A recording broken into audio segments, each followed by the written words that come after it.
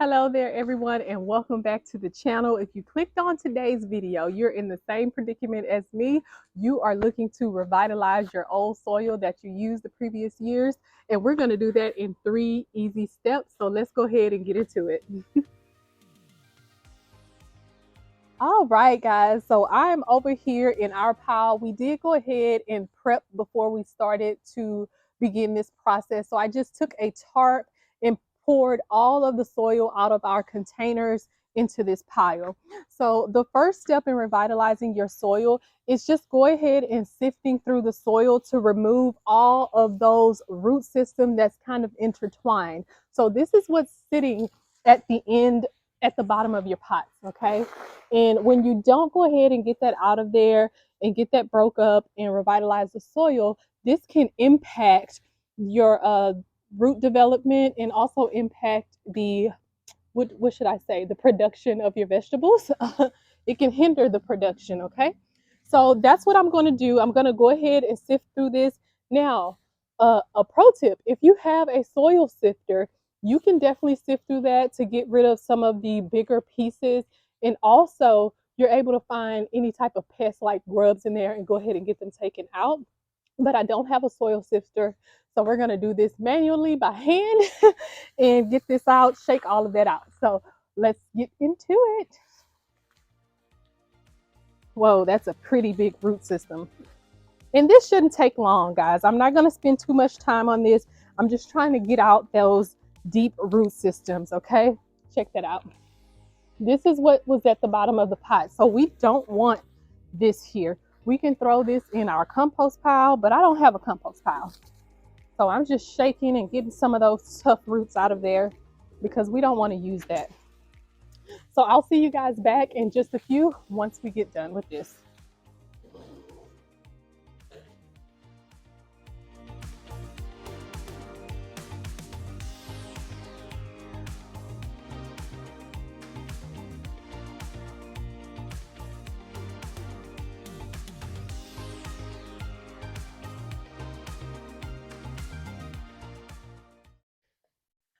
Oh, all right, so I did go ahead and sift through the soil.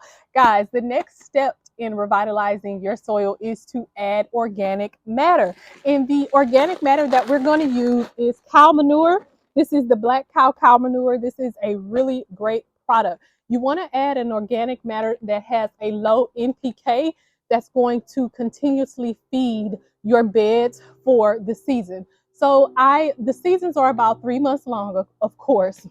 So this cow manure feeds for 3 months. So this is perfect to go ahead and begin the spring season. So I'm going to go ahead and add, this is a pretty big pile. I don't know how many cubic feet or anything this is. So I believe I'm going to go ahead and add maybe 3 to 4 bags to the pile and get that mixed in, okay? So I'll see you guys back in just a few.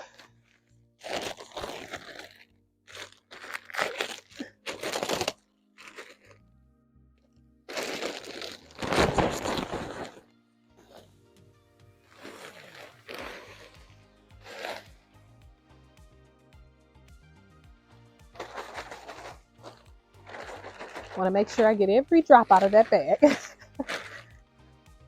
No product left behind.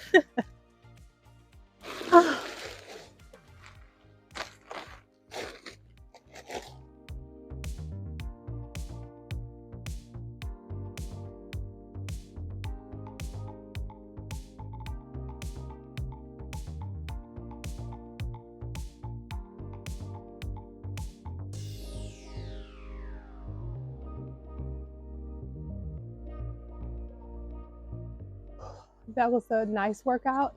I have to take a water break.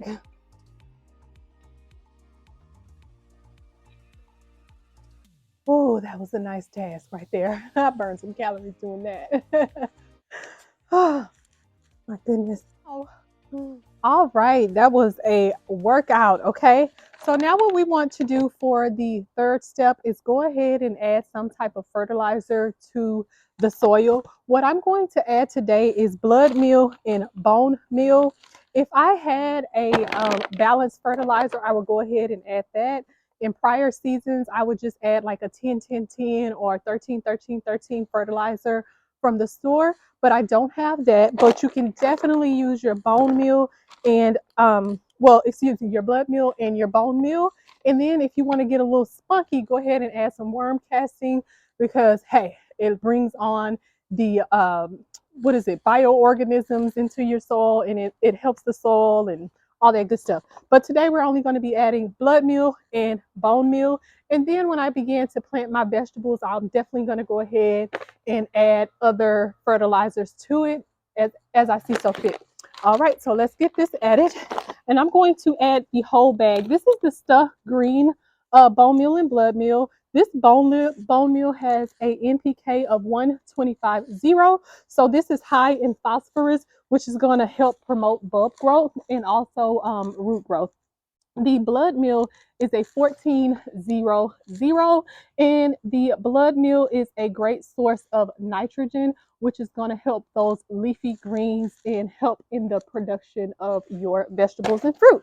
So I'm just going to add this whole bag onto the pile, and then I'm going to mix that in. I got to come this way with it because the wind is blowing that way.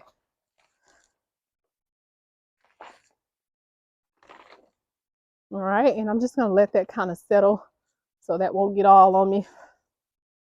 I'll try to sprinkle this closer so that it won't spread as much.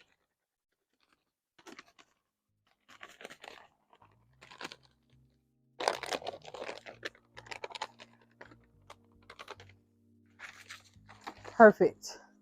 And now I got to do this tango dance again and go ahead and add this to the soil.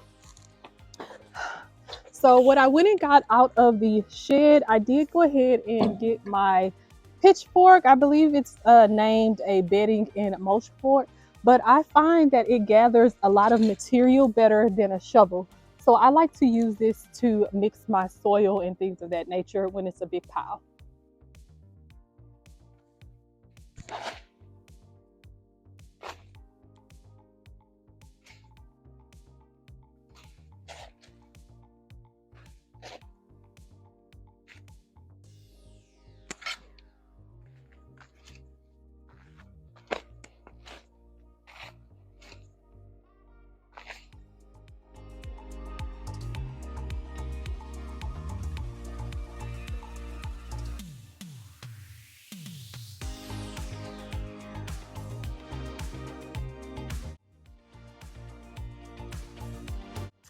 Well, we went ahead and got our soil all mixed with some organic matter and some good fertilizer.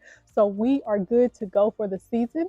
So I'm going to go ahead and get these containers filled so I can be prepared when it's time to move those vegetables outside. But I hope you found this video helpful and easy for you in 3 easy steps. So remember, all you need is your old soil. Go ahead and remove all of those old root systems at the bottom of those planters. Try to seek out any type of rocks, big pieces of mulch, get that out in that process also. The second step is to add some type of organic matter, and the third step is to add a slow releasing fertilizer. But that is all I have for you on today. I hope you found it helpful. Thank you so much for tuning in. Bye.